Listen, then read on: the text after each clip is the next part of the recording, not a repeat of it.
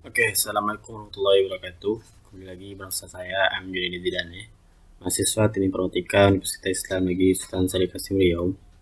Di mana pada video kita kali ini kita akan kembali membahas pada mata kuliah probabilitas dan statistika, yang mana nantinya kita akan menggunakan kembali Microsoft Excel, dan kalau bisa saya akan menggunakan aplikasi SPSS Statistik jika aplikasinya mau dibuka.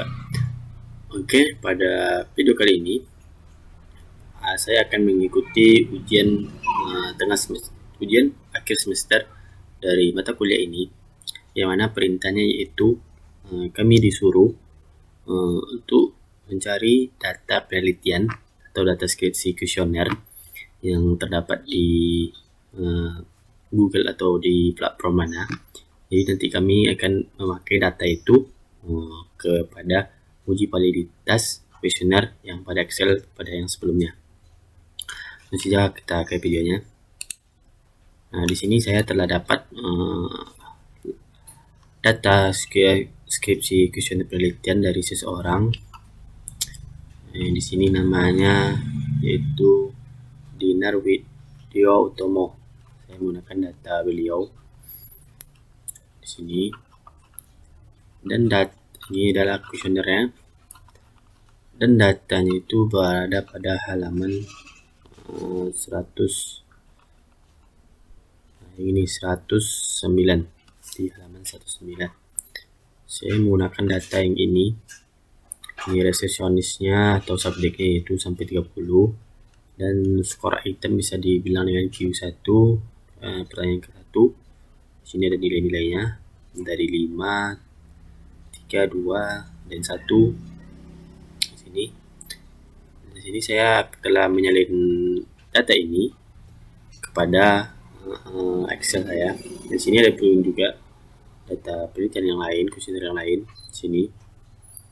Ini sebagainya, tapi saya menggunakan data yang ini saja karena ini yang terlihat duluan. Jadi nantinya di sini kita akan menggunakan 30 data ini kepada Excel yang untuk kuesioner. Misalnya di sini kita akan menggunakan tabel R for document dari sigma 0,05 itu total. Di sini kan 30 di sini. Saya kita ke Excelnya. Oke, baik, di sini saya telah mengisi data yang tadi, data yang ini telah saya pindahkan ke sini. Di sini datanya sampai 30. Ini sebagai berikut. Langkah pertamanya seperti biasa, kita akan mencari nilai skor total dari subjek 1 ini dengan cara rumus sum seperti biasa. Untuk penjumlahan kita menggunakan perintah sum. Lalu kita blok saja ini, lalu kita enter. Bisa juga untuk baris kedua, bisa juga dengan kerjaan sama, tapi kita akan memakai cara yang simple dan menghemat waktu. Dengan cara kita klik pada kotak yang tadi, lalu ada tanda plus seperti ini, lalu kita tarik saja ke bawah sampai kita pilih 30, maka hasilnya otomatis. Dan bisa kita lihat rumusnya sama, dan dia mulai dari B6 sampai L6 seperti ini. Lihat, ini skor totalnya sudah ada ya. Selanjutnya di sini kita akan mencari korelasi setiap dari skor item pertama dengan cara koren R-nya double, lalu kita sorot array pertama yaitu ini, atau kolom yang pertama yaitu skor item yang pertama, lalu untuk array keduanya yaitu skor total. Lalu agar bisa nanti ditarik atau dimudahkan ke kanan, kita ikat dulu dia, yang ininya ikat, yang array keduanya ikat dengan simbol dolar seperti ini, lalu kita enter. maka hasilnya muncul. Dan untuk ikat waktu sama seperti tadi, kita tarik saja. Jikalau dia tidak menggunakan simbol DORA atau kita tidak ikat, maka dia akan menghitung kolam ini, dan ini. Karena kita biar nilai itu tidak beda-beda, kita ikat dia. Oke, di sini terdapat kriteria dinyatakan valid jika R tabel lebih kecil dari R hitung. Bisa kita di sini R tabel yang ini. Lalu kita identifikasi person lebih kecil 0,05, artinya item bisa dibilangkan bisa disebut dengan valid. Yang kedua, identifikasi to toilet lebih kecil dari 0,01, artinya item berkorelasi tinggi. Yang ketiga yaitu signifikasi 2 toilet lebih kecil dari 0,05, artinya item berkorelasi. Terdapat seperti ini di sini ya, nilai pertama 0,08, 0,04, 0,06, 0,05, 0,9 dan seterusnya. Lalu di sini saya sudah mencarinya. Degree of freedom ini yang mana dia nilai 30 ini adalah nilai subjek dan yang dua ini adalah ini skor item dan skor total.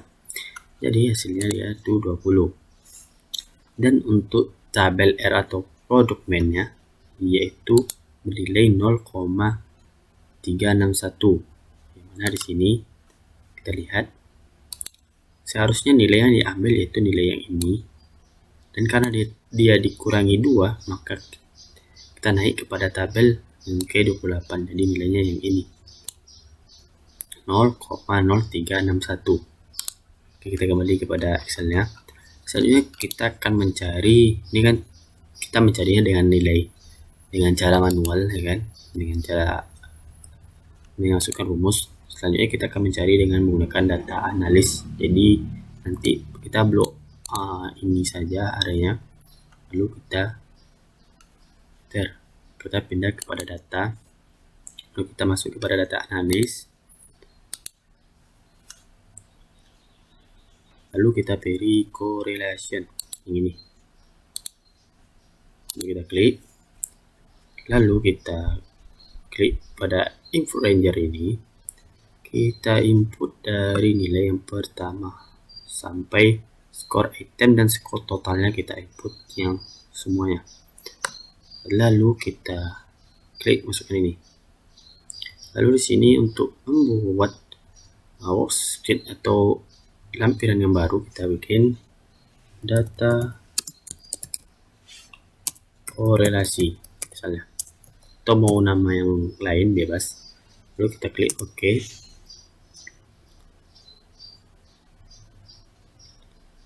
Tunggu bentar, maaf ya, responding.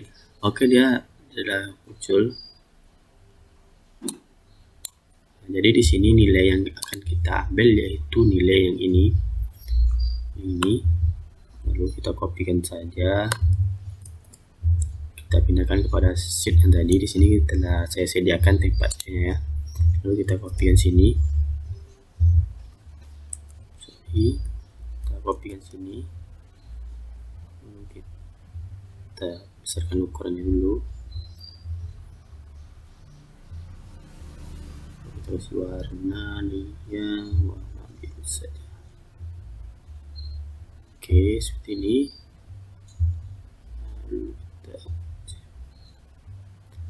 Oke, seperti ini. Ini nilainya sama ya, nilai yang dicari dengan manual dan dengan menggunakan data analis sama ya, sama. Lalu kita akan mengcopy semuanya ini, kita akan kepada sheet yang tadi, ini saja. Jadi bisa disimpulkan bahwa pencari manual dan cari demo analis lebih kurang sama. Di sini nilai mulai dari kolom 1, 2, 3, 4 dan sampai 12. Oke, selanjutnya kita akan menggunakan aplikasi yaitu SPN. Oke, selanjutnya kita akan menggunakan data ini kepada aplikasi SPSS. Di sini saya menggunakan laptop kawan saya, jadi datanya saya pindahkan ke laptop kawan saya.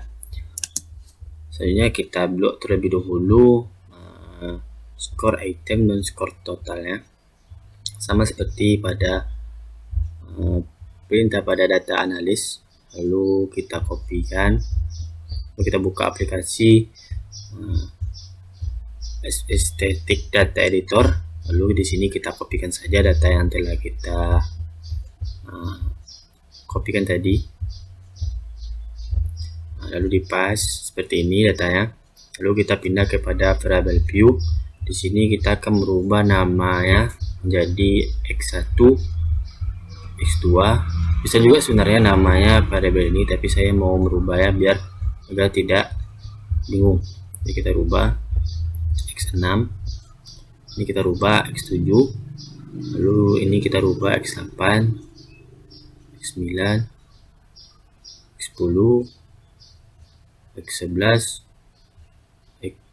dan yang terakhir adalah total. Dan pada numerik ini kita klik kanan, lalu kita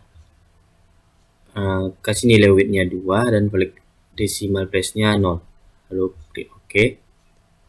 Dan untuk x2 nya sama seperti tadi, dan seterusnya, dan sama seterusnya. Saya skip saja karena nilainya sama. Selanjutnya kita akan pindah kepada label. Labelnya kita ganti yang tadi, kita ganti. Selanjutnya di sini kita akan pindah kepada measure, lalu klik analis, lalu kita pilih correlation yang nama biparate correlation, lalu kita klik yang dari x1 sampai ke total, lalu klik kanan untuk menggeser ke samping, yaitu pada label, lalu kita pilih toilet, lalu klik OK. Maka kita akan dipindahkan kepada outputnya. Di sini telah terlihat hasil correlation-nya. Agar kita lebih mudah untuk menjelaskannya, kita copy saja ini, kita pindahkan ke Word. Oke, kita pindahkan ke Word. Maaf, jadi kesalahan. Oke, di sini kita kopikan. Oke, di sini telah tampil yang pada aplikasi SPSS tadi. Di sini telah terlihat jelas yang diberitahukannya. Ada di sini nilainya, yaitu pada total, yaitu dari 0,00 dan 0,022 Di sini kita kasih warna saja untuk membedakannya. Nilai yang bernilai nanti kita kasih dengan warna merah, dan yang untuk yang tidak bernilai yaitu 0 kita kasih berwarna kuning.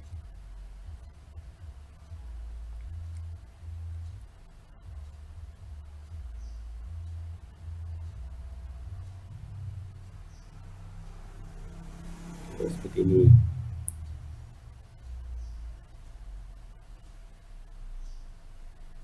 Oke. Lalu di sini telah terlihat korelasinya, signifikasi, yaitu pada 0,01 levelnya to toilet di bahasa Inggrisnya, dan sini analisanya. Pertanyaan 1 memiliki nilai signifikasi 0,000 lebih kecil dari 0,05 maka valid dan berkorelasi. Pertanyaan kedua memiliki nilai signifikasi 0,022 lebih kecil dari 0,05 maka tidak valid dan tidak berkorelasi. Dan pertanyaan ketiga sampai 11 memiliki nilai signifikasi bawah 0,05 maka valid dan berkorelasi. Oke, cukup sekian dari video kali ini tentang pembahasan ujian akhir semester saya. Semoga bermanfaat dan tunggu video saya selanjutnya pada semester 5 insyaallah. Assalamualaikum warahmatullahi wabarakatuh.